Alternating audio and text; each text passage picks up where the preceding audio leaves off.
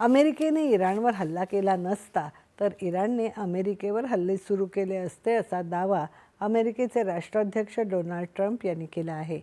त्यामुळे अणुयुद्ध झालं असतं आणि अनेक देश यात नेस्तनाबूत झाले असते असं ट्रम्प यांनी म्हटलं आहे. इराणचे आघाडीचे नेते गारद झाले असून आता हल्ल्याचा तिसरा टप्पा सुरू होईल असं त्यांनी म्हटलं आहे.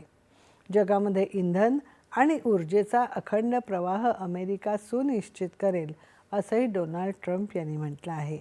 अमेरिकेची अर्थव्यवस्था आणि सैन्य शक्ती जगात सर्वश्रेष्ठ आहे असं सांगत भविष्यात आणखी कडक पावलं उचलली जातील असे संकेतही त्यांनी त्यांच्या समाज माध्यमावर दिले आहेत.